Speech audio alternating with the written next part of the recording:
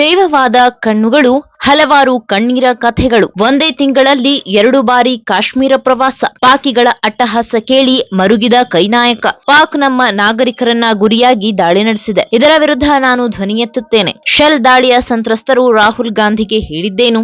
ಭಾರತ ಹಾಗೂ ಪಾಕಿಸ್ತಾನದ ನಡುವಿನ ಸಂಘರ್ಷದ ಸಮಯದಲ್ಲಿ ಕಾಶ್ಮೀರದ ಅನೇಕ ಪ್ರದೇಶಗಳಿಗೆ ಹಾನಿಯುಂಟಾಗಿದ್ದು, ಅದರಲ್ಲಿ ಹೆಚ್ಚಾಗಿ ಹಾನಿಯಾಗಿರುವ ಪೂಂಚ್ ಸೆಕ್ಟರ್ಗೆ ಇಂದು ಲೋಕಸಭೆ ವಿಪಕ್ಷ ನಾಯಕ ರಾಹುಲ್ ಗಾಂಧಿ ಭೇಟಿ ನೀಡಿ ಪರಿಶೀಲನೆ ನಡೆಸಿದ್ದಾರೆ. ಹಾನಿಗೊಳಗಾದ ಪ್ರದೇಶಗಳ ವೀಕ್ಷಣೆ. ಇನ್ನು ಜಮ್ಮು ಮತ್ತು ಕಾಶ್ಮೀರದ ಪೂಂಚ್ ಗಡಿಯಲ್ಲಿ ಪಾಕಿಸ್ತಾನ ನಡೆಸಿದ ಶೆಲ್ ದಾಳಿಯ ವೇಳೆ ಹಾನಿಗೊಳಗಾದ ಸಂತ್ರಸ್ತ ಕುಟುಂಬವನ್ನ ಇಂದು ಅವರು ಭೇಟಿ ನೀಡಿ ಸಂತೈಸಿದರು. ಜಮ್ಮು ಮತ್ತು ಕಾಶ್ಮೀರದ ಪೂಂಚ್ ಗಡಿಯಲ್ಲಿ ಪಾಕಿಸ್ತಾನ ನಡೆಸಿದ ಶೆಲ್ ದಾಳಿಯ ವೇಳೆ ಹಾನಿಗೊಳಗಾದ ಸಂತ್ರಸ್ತರ ಕುಟುಂಬದವರನ್ನ ಇಂದು ಅವರು ಭೇಟಿ ನೀಡಿ ಸಾಂತ್ವನ ಹೇಳಿದ್ದಾರೆ. ಅಲ್ಲದೆ ಇದೊಂದು ದೊಡ್ಡ ದುರಂತ ಎಂದಿರುವ ಕಾಂಗ್ರೆಸ್ ನಾಯಕ ಈ ವಿಚಾರವನ್ನ ರಾಷ್ಟ್ರೀಯ ಮಟ್ಟದಲ್ಲಿ ಚರ್ಚಿಸುವುದಾಗಿ ಅಲ್ಲಿನ ಜನರಿಗೆ ಇದೇ ವೇಳೆ ಅವರು ಭರವಸೆ ನೀಡಿದ್ದಾರೆ.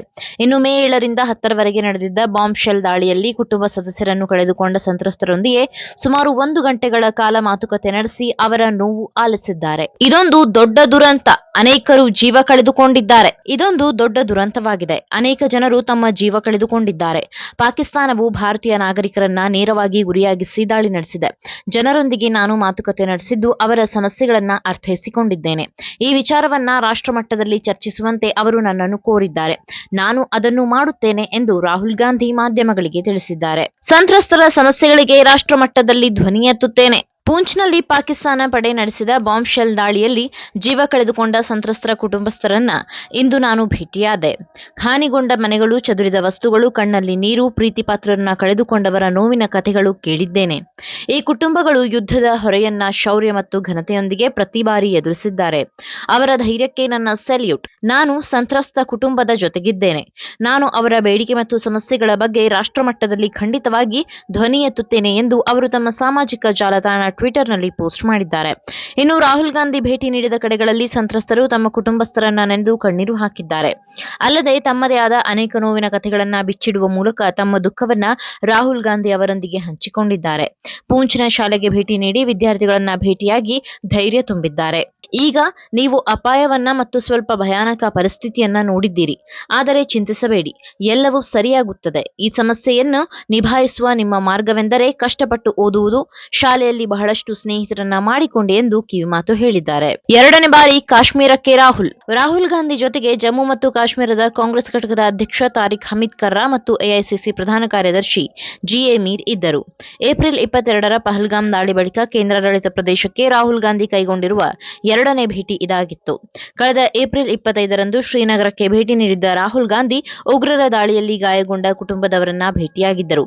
ಈ ವೇಳೆ ಜಮ್ಮು ಮತ್ತು ಕಾಶ್ಮೀರದ ಲೆಫ್ಟಿನೆಂಟ್ ಗವರ್ನರ್ ಮತ್ತು ಮುಖ್ಯಮಂತ್ರಿಗಳನ್ನ ಭೇಟಿಯಾಗಿದ್ದರು. ಪಹಲ್ಗಾಮ್ನಲ್ಲಿ ನಡೆದಿತ್ತು ಗುಂಡಿನ ದಾಳಿ. ಪಹಲ್ಗಾಮ್ನಲ್ಲಿ ಕಳೆದ ಏಪ್ರಿಲ್ 22ರಂದು ನಡೆದಿದ್ದ ಭೀಕರ ಗುಂಡಿನ ದಾಳಿಯಲ್ಲಿ 26 ಜನ ಅಮಾಯಕ ಪ್ರವಾಸಿಗರು ಬಲಿಯಾಗಿದ್ದರು.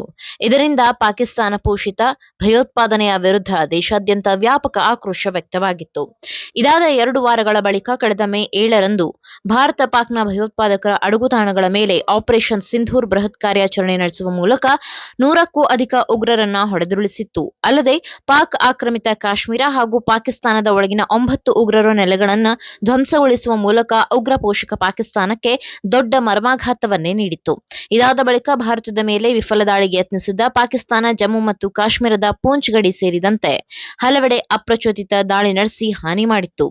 ಆದರೆ ಇದಕ್ಕಿಂತ ಹೆಚ್ಚಾಗಿಯೇ ಭಾರತವು ಪಾಕಿಸ್ತಾನದ ಅನೇಕ ಪ್ರದೇಶಗಳನ್ನ ಧ್ವಂಸ ಮಾಡುವ ಮೂಲಕ ಪಾಕಿಸ್ತಾನ ಚೇತರಿಕೆ ಕಾಣದಂತೆ ಮಾಡಿದೆ. 84ರಿಂದ 50 kg ಬಂದೆ. ಆಮೇಲೂ ಸಣ್ಣಗೆ ಫಿಟ್ ಆಗಿದ್ದೀನಿ.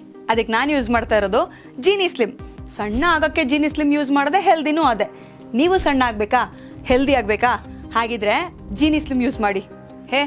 ಸಣ್ಣ ಆಗೋದಕ್ಕೆ ಯಾವುದೋ ಪ್ರಾಡಕ್ಟ್ ಹೇಳ್ತಾ ಇದ್ದಾಳೆ, ಏನಾದರೂ ಸೈಡ್ ಎಫೆಕ್ಟ್ಸ್ ಇದೆ ಅಂತ ಯೋಚನೆ ಮಾಡ್ತಾ ಇದ್ದೀರಾ? ಖಂಡಿತ ಇಲ್ಲ. ಯಾಕಂದರೆ ಇದು ಕೆಮಿಕಲ್ ಫ್ರೀ. ಸಣ್ಣ ಆಗಬೇಕು ಅಂದರೆ ಜೀನಿ ಸ್ಲಿಮ್ ಯೂಸ್ ಮಾಡಿ. ಹೆಚ್ಚಿನ ಮಾಹಿತಿಗೆ ಕೆಳಗೆ ಡಿಸ್ಪ್ಲೇ ಆಗ್ತಿರೋ ನಂಬರ್ಗೆ ಕಾಲ್ ಮಾಡಿ.